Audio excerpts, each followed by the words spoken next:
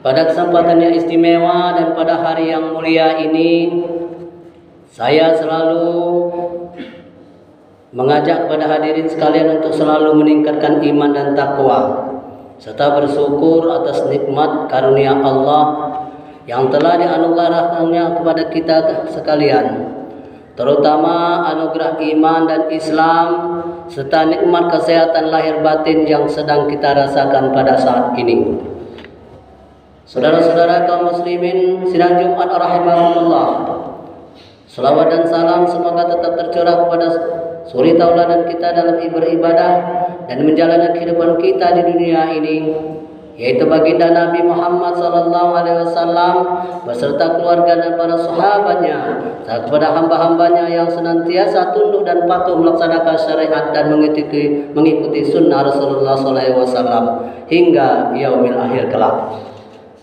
Hadirin jamaah Jumat rahimakumullah, agama Islam sebagai agama samawi yang terakhir yang diturunkan oleh Allah Subhanahu wa taala di atas permukaan bumi ini merupakan agama yang diperuntukkan bagi segenap makhluk Allah Subhanahu wa taala yang ada di alam semesta ini. Agama Islam juga merupakan rahmat bagi sekalian alam tanpa terkecuali dan tanpa untuk suatu golongan apapun.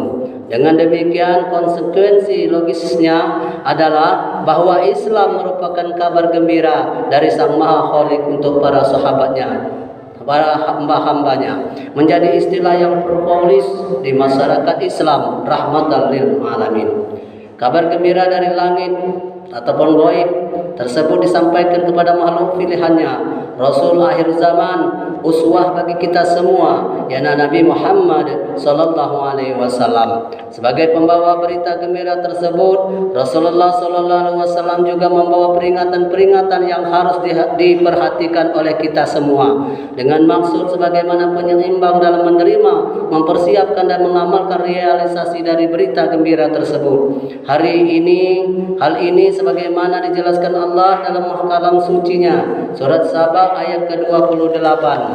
Wa ma arsalnaka illa kaffatan linnas basirul wa nazira walakinna aktsarun nas la ya'lamun. Dan kami tidak mengutus kamu melainkan kepada umat-umat manusia seluruhnya sebagai membawa berita gembira dan sebagian memberi peringatan. Tetap kebanyakan manusia tiada mengetahui. Kaum muslimin rahimakumullah, dalam memahami dan mendalami makna ba'asyir dan nazir pada ayat tersebut dalam relevansinya dengan makna kesolehan sosial, ada baiknya kita lihat penjelasan dalam kitab tafsir Ibnu Katsir. Beliau penyusun kitab tafsir Imaduddin Abdul Fitnah Ismail Ibnu Katsir mengutipkan hadis Bukhari dan Ibnu Abbas radhiyallahu an bahwa Rasulullah SAW dianugerahi 5 hal yang belum pernah diberikan kepada para nabi sebelumnya. Adapun 5 hal tersebut adalah yang pertama, bahwa Rasulullah SAW dianugerahi pada dirinya rasa gentar yang sanggup mencekam hati bagi para pemusuh-pemusuhnya sejauh perjalanan 1 bulan. Kemudian kedua, Allah menjadikan bumi sebagai tempat yang suci dan mensucikan dan dijadikan sebagai tempat sujud. Kemudian yang ketiga, Allah menghalalkan bagi Rasulullah ghaimah.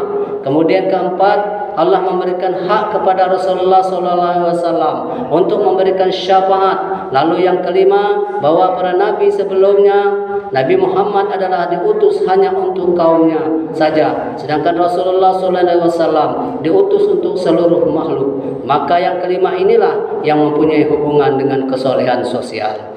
Kaum muslimin sidang Jumat rahimakumullah, tersirat makna bahwa Nabi Muhammad SAW diutus selain sebagai pembawa kabar gembira, maka kehadirannya di alam dunia juga sekaligus membawa pesan peringatan dari Allah Subhanahu wa taala, juga membawa kemaslahatan yang komprehensif bersama alam sekitar beserta makhluk-makhluknya. Rasulullah SAW diutus bukan hanya untuk mengatur tata cara hubungan antara Allah Subhanahu wa taala sebagaimana Sang Maha Pencipta dengan hambanya yang lebih menekankan mengajarkan dan mengaplikasikan nilai-nilai kesolehan pribadi saja, namun juga mengatur tata cara hubungan antara sesama manusia dan makhluk lainnya sebagai wujud kesolehan sosial. Janganlah di antara kaum muslimin hanya memikirkan ibadah saja. Ibadah ritual yang menghubungkan dia dengan Sang Khalik saja. Namun kita dan kaum muslimin seluruhnya dituntut pula untuk memperhatikan lingkungan di sekitar kita dengan tidak membeda-bedakan suku, ras, agama, ataupun kerjaan, ataupun golongan. Yang sebenarnya ini adalah maka dari itu, wa ma arsalnaka illa rahmatan lil alamin, dan tiadalah kami mengutus kamu wahai Muhammad melainkan untuk menjadi rahmat bagi semesta alam.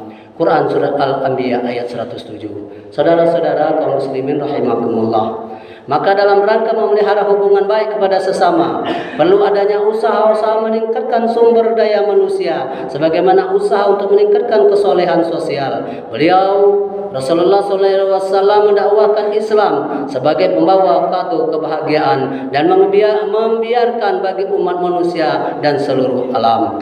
Umat Islam jangan terjebak dalam kungkungan ghibah, terpapar ekstrem, bahkan terjadi dalam bukhur, senang mencaci maki orang lain, dan bahkan senang menuduh orang lain sesat, bid'ah dan kafir.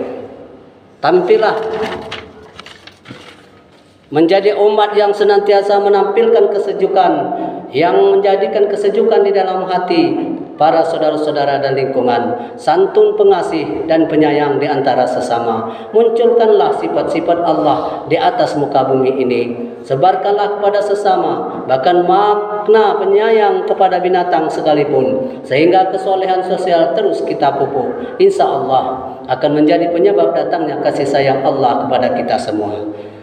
Saudara-saudara, betapa indahnya ucapan Rasulullah SAW, dan tentu akan lebih indah lagi apabila kita sanggup mengaplikasikannya dalam kehidupan kita sehari-hari, dalam kehidupan yang nyata, yang sehari